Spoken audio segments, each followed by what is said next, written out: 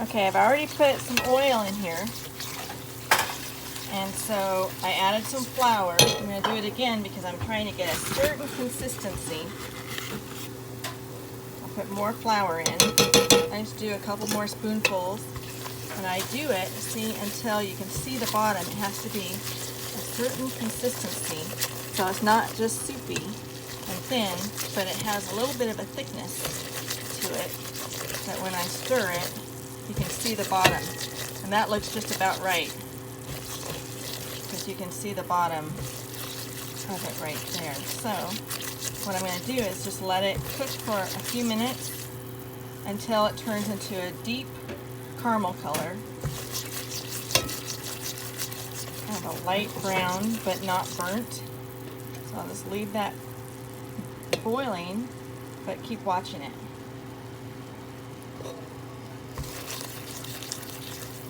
See, you can still see the bottom, so it's thickening up. And this is my process for making the roux, which is the base of the red beans and rice, and it's all about the roux and getting it that deep caramel color, but not to be burnt. I didn't show you, but the first step I did was I poured oil into the bottom of this so it covered the bottom of the pan. Oh, maybe a quarter of an inch. Like I said before, is that my mother-in-law taught me to make red beans and rice without measurements and without a written recipe. So I just had to make clip notes and try to remember what she told me. So I'm just going to let that boil a little longer.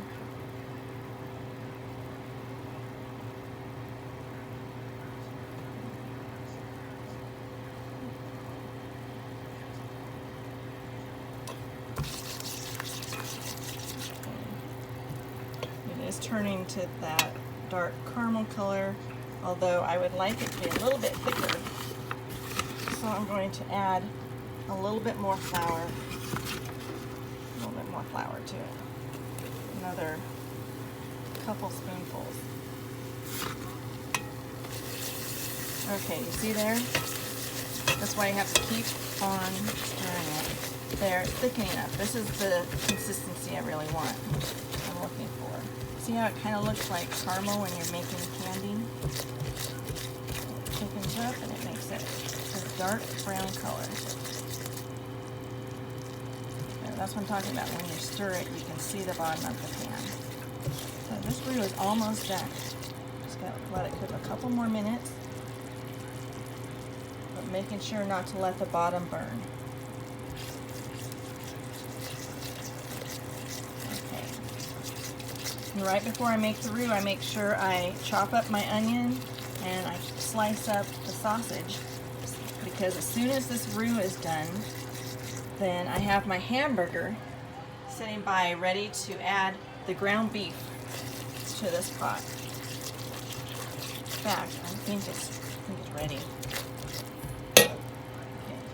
I'm going to let my assistant hold this camera while you can see what I do with the ground beef. Because right now, time is of the essence. So since the roux is cooked enough, I just going to put a whole pound of ground beef in there and cook it together.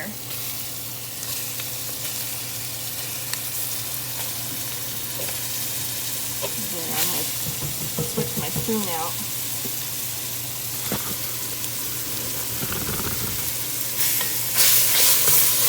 Get that done. And then the other thing that I'm going to put in there, this is why you have to have it all ready and right beside you. So as soon as the roux is ready, you can throw it in. And I had a huge onion, so instead of putting a whole onion in, this is half of an onion. It's a lot. So I chop that up really fine, and I add that to the ground beef and let them cook together, making sure not to let them burn.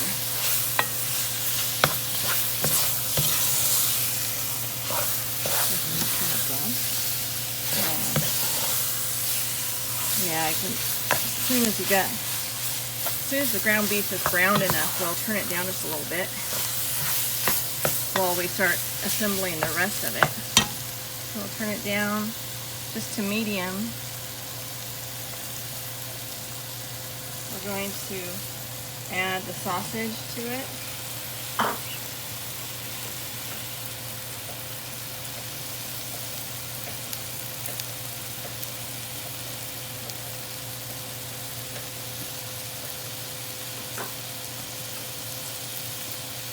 I usually slice the sausage, and I usually slice them again, but I'm in a hurry, so half of them are cut small and the other half are large still. So you just mix all of that together. And I left out one step. The step was that before I add the ground beef, when I'm cooking the ground beef, I go back and forth 3 times. 1, 2, 3 times for my salt and my garlic. 1, ooh, that's a lot of garlic. 2, 3, and my pepper.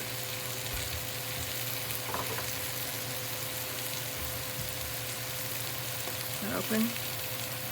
Yep. So 1, 2, 3. Stir that around.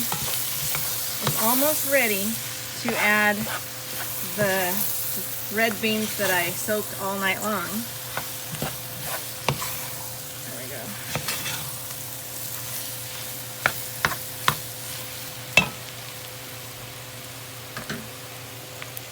So, let's see. Just want to make sure that my ground beef is browned up a little bit. Yep, it looks good. So I add all of this, the red beans, plus the ham bone that I forgot. I need to put the ham bone in first or it won't fit. I bought a very large ham bone at this really great place here in town. They make the best ham sandwiches, but this bone comes with all the little tidbits of ham along with it, and I just cook it all together in the pot. So I've got the ham bone in there, and all of the red beans barely fits into my bowl. There we go. Try to stir it up.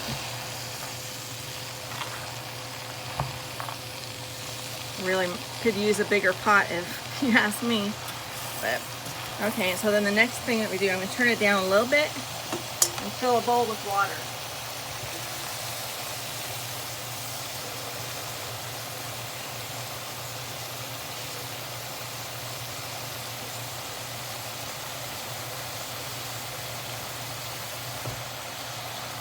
Okay, so then I just take water and I fill it all the way about 2 inches from the top, just so that when it boils, it won't boil over.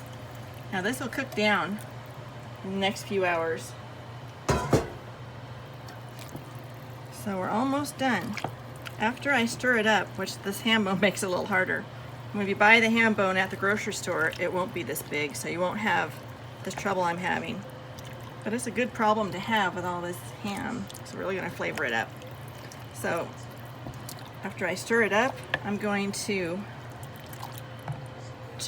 turn the heat up to high, just so that I can do the first boil. So while I'm waiting for that, I season it one more time. 1, 2, 3 across the pot. 1, this is salt. 2, 3, and also pepper. 1, 2, 3, and then we put a pinch of parsley in here.